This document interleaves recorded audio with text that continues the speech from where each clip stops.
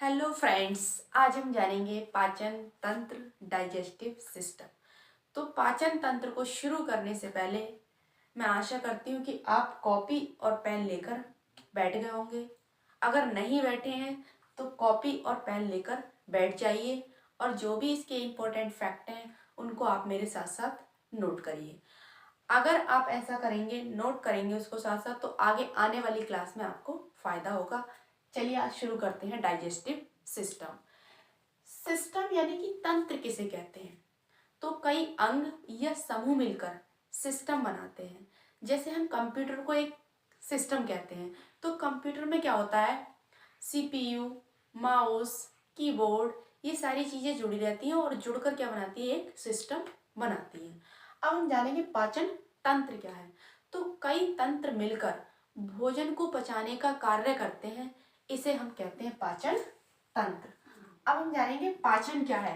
तो पाचन जटिल से सरल, बहुत ही जटिल पदार्थ या बड़े बड़े पदार्थ को छोटे छोटे या सरल पदार्थ में तोड़ देना ही क्या है? पाचन है। जैसे मान लीजिए हमने रोटी खाई, तो रोटी को दांत से तोड़ तोड़ के हमने क्या कर दिया? छोटा कर दिया। लेकिन उस पाचन को तो हमारी कोशिकाओं की जरूरत है। अब कोशिका इतनी छोटी है कि अब तो क्या दांत से तोड़ देने से कम इतना छोटा हो जाएगा? नहीं, तो हो सकता है उसको बहुत छोटा करना पड़ता है। हम जानेंगे आगे। दे रखा हमारा पाचन एक फिजियो और केमिकल प्रक्रिया है, यानी कि पाचन एक भौतिक और रासायनिक प्रक्रिया। अब हम जानेंगे फिजियो क्या है। तो पाचन मतलब फिजियो का मतलब है भौतिक प्रक्रिया, यानी कि फिजियो का मतलब है जब हम भोजन को दांतों से चबाते हैं तो वो क्या है? हमारी फिजिकल काम हो रहा है, यानी कि भौतिक प्रक्रिया है। अब हम जानेंगे केमिकल यानी कि रासायनिक प्रक्रिया क्या है। तो मुख के अंदर क्या रहता है? टाइलिन एंजाइम व लार वगैरह रहते हैं। अब वो टाइलिन एंजाइम और लार मतलब जो भी उसके अंदर मिली है वो सब चीजें क्या होती हैं? मिल जाती हैं, तो वो क्या कहलाती है? हमारी रासायनिक यानी कि केमिकल प्रक्रिया है। अब हमारा नेक्स्ट पॉइंट है पाचन का मुख्य कार्य क्या है? भोजन से ऊर्जा बनाना या भोजन से ऊर्जा का निर्माण करना है। अब जो है पाचन कई चीजों का होता है और कई चीजों का नहीं होता। जैसे कार्बोहाइड्रेट, प्रोटीन, फैट, इन्हीं का पाचन होता है। आगे रखा हमारा जल, विटामिन, खनिज। ये कैसे हैं? छोटे छोटे कण होते हैं, यानी कि जल, विटामिन, खनिज, इनका पाचन नहीं होता है। ये क्या कर लिए जाते हैं? डायरेक्ट ही एब्जॉर्ब कर लिए जाते हैं, क्योंकि ये इतने छोटे छोटे कण होते हैं कि इनको तोड़ने की जरूरत नहीं होती और ये सीधे ही निकल लिए जाते हैं। आगे पढ़ेंगे हम। पाचन की क्रिया दो भागों में होती है। एक आहार नाल, इसको इंग्लिश में कहते हैं एलिमेंट्री कैनल। दूसरा है पाचक ग्रंथि, digestive system, digestive gland.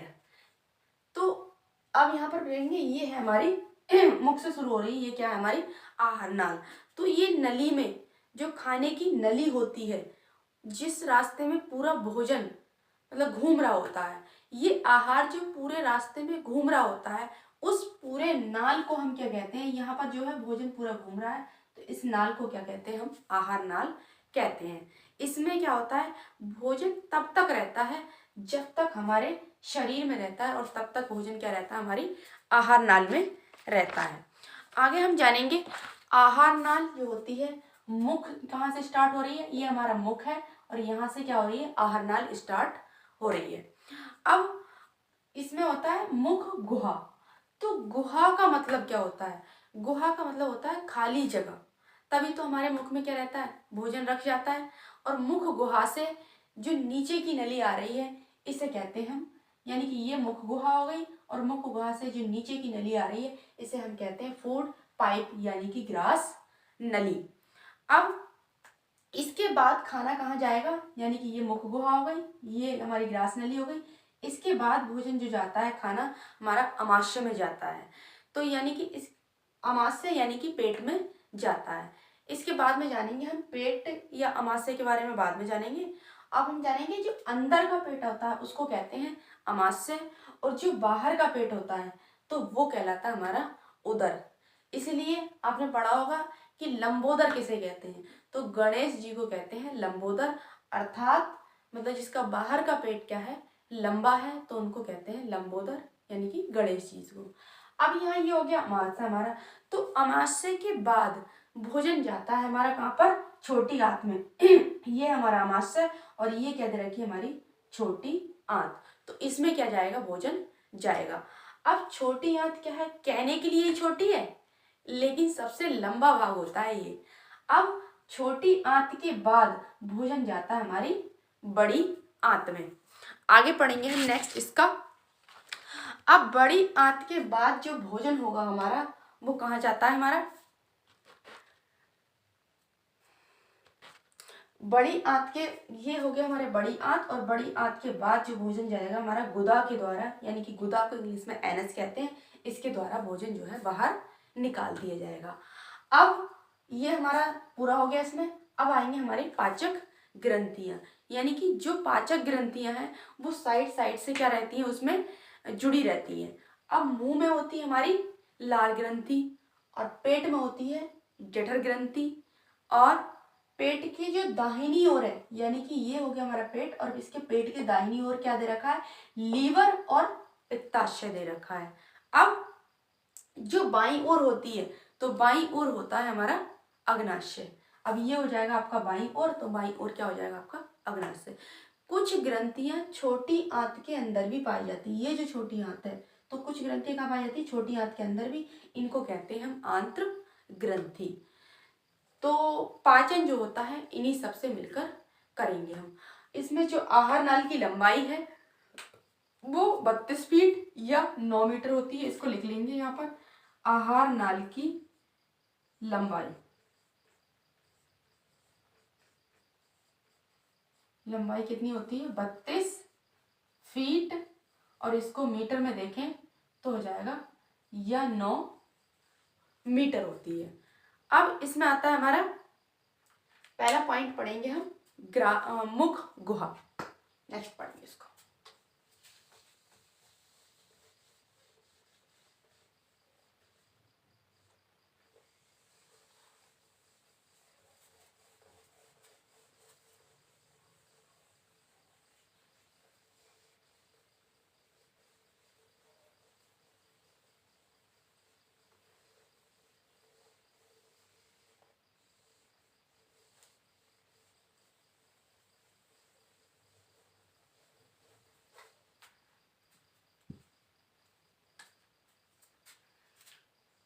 Heading डालेंगे सबसे पहले नंबर 1 हम मुख गुहा,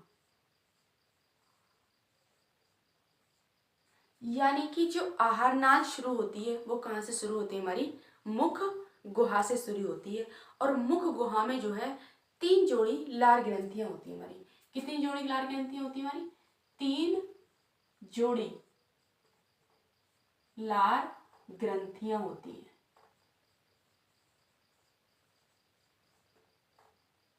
इनके नाम लिख लेंगे हम। पहली है हमारी पैरोटिड ग्रंथि,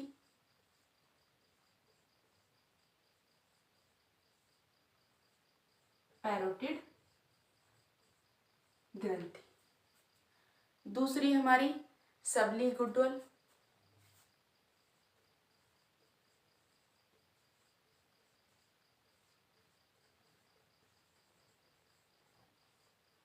सबलिंगुअल ग्रंथि। और तीसरी ग्रंथि रहेगी हमारी सबमैंडिबुलर। कौन सी रहेगी हमारी, सबमैंडिबुलर।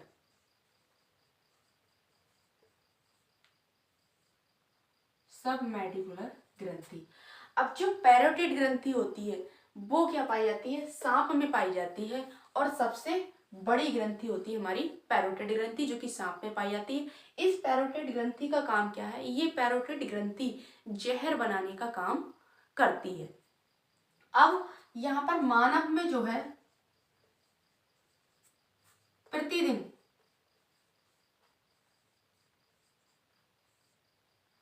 1 से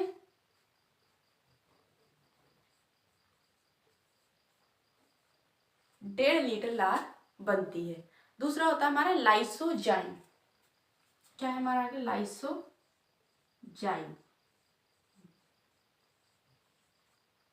लाइसोजाइम जो है वो जीवाणु नाशक है।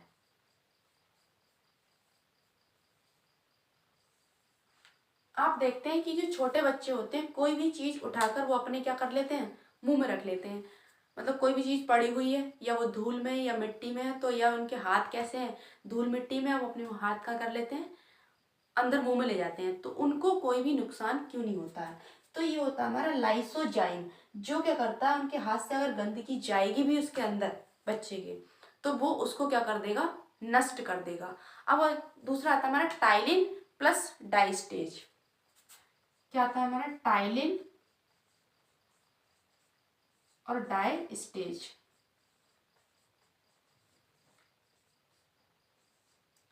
अब टाइलिन और डाइस्टेज क्या करते हैं? तो ये क्या करते हैं? स्टार्च का पाचन करते हैं। किसका पाचन करते हैं? स्टार्च। स्टार्च को हिंदी में कहते हैं मंड। मंड का क्या करते हैं? पाचन करते हैं। अब आप कहेंगे स्टार्च यानी कि मंड क्या है? तो जो अनाज का ऊपरी भाग है वो क्या कहलाता है? हमारा मंड कहलाता है। यानी कि जो चोकर वगैरह होता है जिसको कहते हैं मंड। अच्छा, आप जो गेहूं वगैरह है अगर आप कितना भी उसको छान लो तो उसमें से क्या रह जाएगा? चोकर वगैरह यानी कि रह ही जाएगा। और जो चोकर होता है वो क्या होता है? हमारे लिए बहुत ज्यादा फायदेमंद होता है। आप गेहूं के आटे की रोटी यानी कि चोकर के साथ खाएं और वहीं आप बिल्कुल सारा चोकर निकाल दें यानी कि मैदा जो बन जाती है, तो मैदा की 1 या 2 रोटी खाएं, तो वो उसका क्या है? ये जो है पाचन में सहायता करता है हमारा स्टार्च। तो मैदा की रोटी इसीलिए क्या होती है? नहीं पच पाती है ठीक से। आगे हम पढ़ेंगे म्यूकस। म्यूकस होता है लार के अंदर। म्यूकस जो है एक चिपचिपा पदार्थ है। क्या है? म्यूकस चिपचिपा पदार्थ है।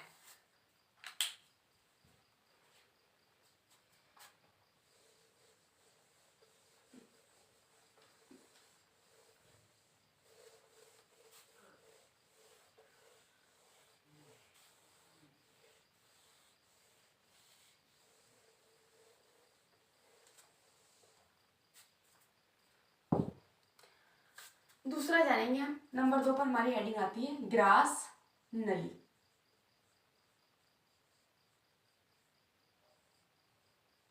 नंबर 2 पर हेडिंग क्या आती है हमारी? ग्रास नली। तो ग्रास नली उसको कहते हैं जिसमें भोजन जाता है, और ग्रसनी उसको कहते हैं जिसमें क्या होती है? सांस जाती है। ग्रास नली में पाचन नहीं होता है। ग्रास नली से खाना जो है धीरे धीरे आगे बढ़ता है।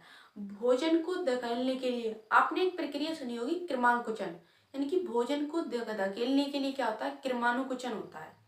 अब भोजन के धीरे धीरे जो नीचे करने की प्रक्रिया है, यहाँ से भोजन अगर हमने खाया तो यहाँ से भोजन ये भी हो सकता है तेजी के साथ गिरे, तो यहाँ पर क्या होगा? दर्द होने लगेगा पेट के अंदर। तो यहाँ पर जो भोजन है वो क्या है? धीरे धीरे गिरने की प्रक्रिया क्या कहलाती है? हमारी क्रमानुकुचन कहलाती है। लिख लीजिए इसकी।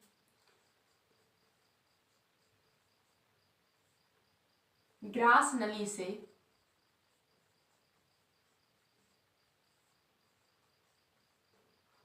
भोजन के नीचे गिरने की प्रक्रिया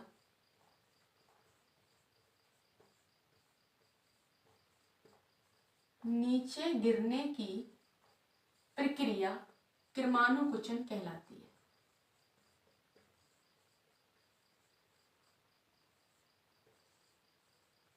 क्रमानुकुचन कहलाती है। आगे हम जानेंगे, नेक्स्ट हेडिंग पढ़ेंगे हम अमाशय।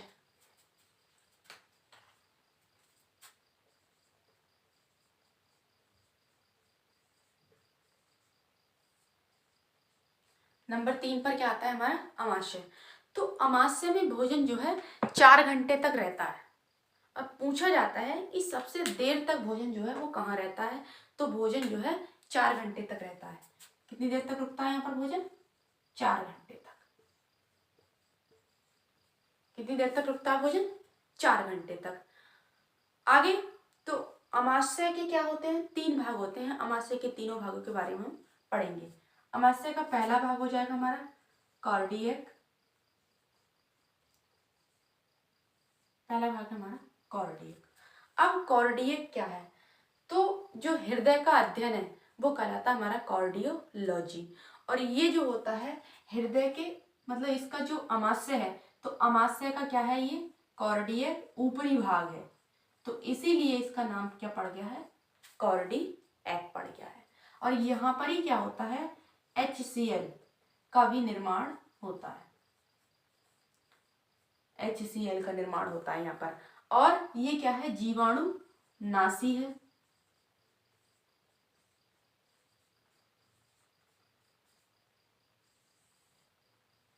यानी कि जो जीवाणु हमारे वहां पर नष्ट होने से रह गए थे, तो उनको कौन नष्ट कर देगा? कार्डियक नष्ट कर देगा। और इसका काम क्या होता है? ये भोजन को तोड़ता है। ये भोजन को तोड़ता है। इसका दूसरा अमाशय का दूसरा भाग है हमारा पाइलोरिक। इसका दूसरा भाग क्या है हमारा? पाइलोरिक। अब हम जानेंगे पाइलोरिक क्या है। तो इस भाग पर क्या होती है? ग्रंथियां पाई जाती हैं, जिसे हम क्या कहते हैं? गैस्ट्रिक ग्लैंड कहते हैं।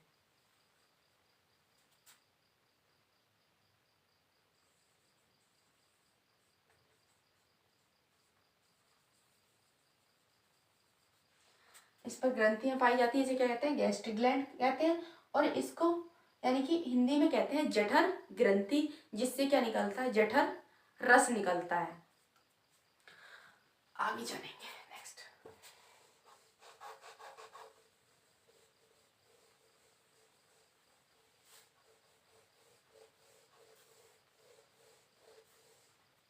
Pyloric gland.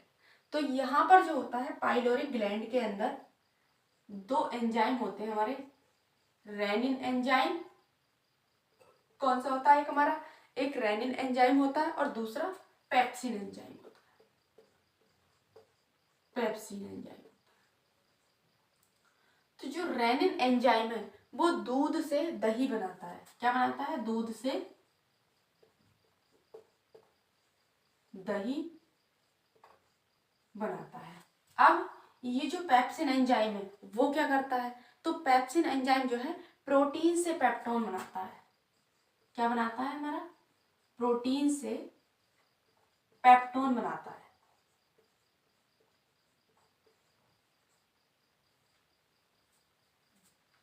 अब जैसे दूध से दही बनाता है, अगर कोई छोटा बच्चा है तो वो दूध पीता है, अगर उसको ठंड या किसी वजह से क्या होता है? वॉमिट होने लगती है, तो वो क्या करता है? अगर उसके मुंह से वो उल्टा करता है तो वो क्या करता है? उसने दूध पिया है और क्या कर देता है? दही निकालता है। तो वो किसकी वजह से निकालता है? रेनिन एंजाइम की वजह से निकालता है। यहाँ पर एक क्वेश्चन पूछा गया था पेपर में कि रेनिन किसका पाचन करता है, और ना तो ऑप्शन में उन्होंने दूध दे रखा था और ना ही ऑप्शन में क्या था? दही था। तो उसमें जो था उसका जो ऑप्शन था वह लगता कैसीन प्रोटीन। क्या था? मतलब रेनिन एंजाइम जो है, क्योंकि दूध में क्या पाई जाती है? हमारी कैसीन प्रोटीन पाई जाती है। अगर हमारा नंबर 3 रह गया है हमारा फॉल्डिक। 2 नंबर हो गया था पाइलोरिक, नंबर 3 पर हम पढ़ने वाले हैं फॉन्डिक। ये क्या है हमारा? फॉन्डिक। तो इसमें जो होता है कांटेनुमा संरचना पाई जाती है। इसमें क्या होती है? इसमें कांटेनुमा संरचना पाई जाती है।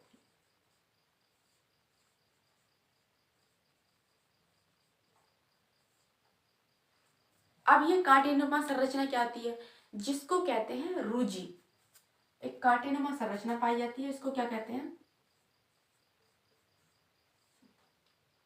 कांटेनुमा संरचना को रूजी कहते हैं।